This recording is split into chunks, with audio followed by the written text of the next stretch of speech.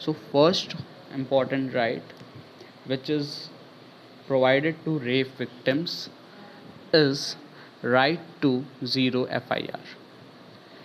Right to zero FIR, it means that a person or a victim can FIR in any police station, irrespective it is on the place of jurisdiction or not.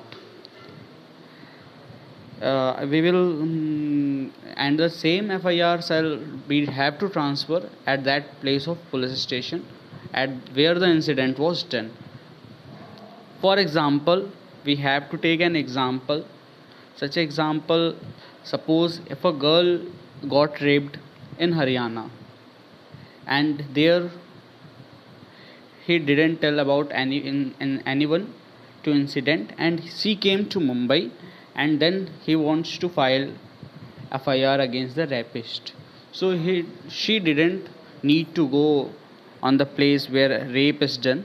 She also done FIR in Mumbai also.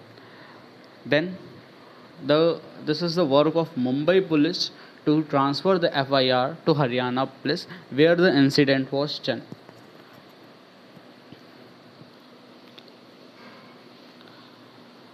And firstly, the Ministry of Home Affairs has also introduced advisory regarding zero FIR on date 10th of May 2013. Now we come upon our second right of rape victims, that is free medical treatment in any private hospital. What is the second right? Second right is free medical treatment in any private hospital. So that's mean in regarding to according to section 357C of Code of Criminal Procedure, that is CRPC, no private or government hospital can charge fees for the treatment of rape victims. All hospitals, either that is private or government, shall immediately have to provide all facilities regarding medical treatments to the rape victims. And if any of the hospital if there is private or government demand fees for the treatment of the same rape victim, then they shall be punished under section 166B of Indian Penal Code, that is non treatment of the victim, and he or she shall be punished with 1 year 1 year imprisonment or with fine, both. Now this is the second right, and now we have to come on our third right. Third right for rape victims is no two finger test during the examination. The third right is no two finger test during the medical examination according to section 164 of CRPC, that is Code of Criminal Procedure.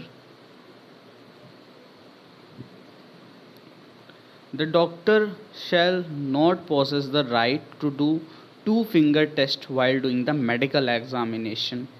In the very leading case of Lilu alias Rajesh and another versus State of Haryana, it is stated that two finger test and its interpretation violates the right of rape survivors to privacy, mental integrity, and dignity.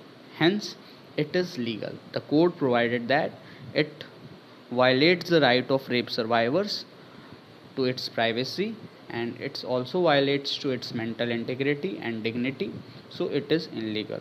The only work of the doctor is to check there is any injury in private part or not. She has or he has not be able to do two finger test during that all whole medical examination. Now we have to come upon our fourth right, that is harassment free and time bound police investigation. See, according to section 154(1) of CRPC, that is Code of Criminal Procedure, a statement shall be recorded by a woman police officer or any other officer. The officer will come as per the time decided by rape victim or favorable by rape victim, and they shall fix the place as per rape victim convenience. Women officer shall record the statement, and the same statement is recorded in the presence of parents of rape victims or guardian of rape victims. Magistrate can also record an statement as per section 164 subsection 5A.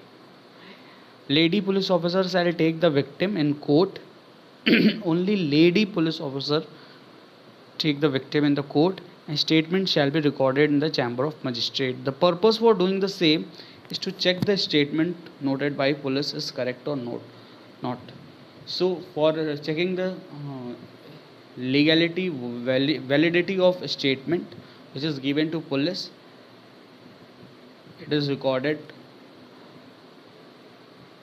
behind the magistrate also.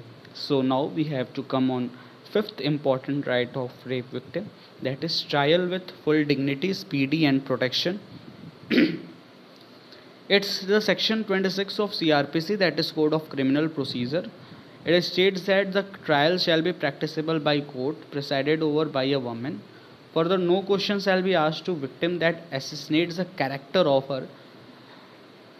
No question is asked from which the character is going to public. Under section 153 of Evidence Act, Indian Evidence Act, it states any question pertaining to previous sex history is irrelevant. No any question related to previous sex history is relevant there.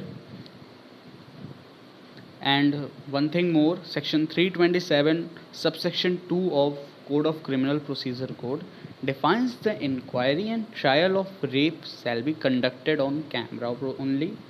It is being recorded in camera. And section 327 subsection 3 of CRPC, that is Code of Criminal Procedure Code, states that the statement given by the victim to the magistrate shall be confidential.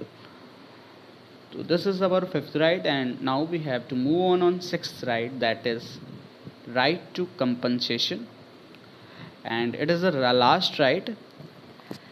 This is the new provision which is being introduced as section 357A of Criminal Procedure Code, which states victim compensation scheme.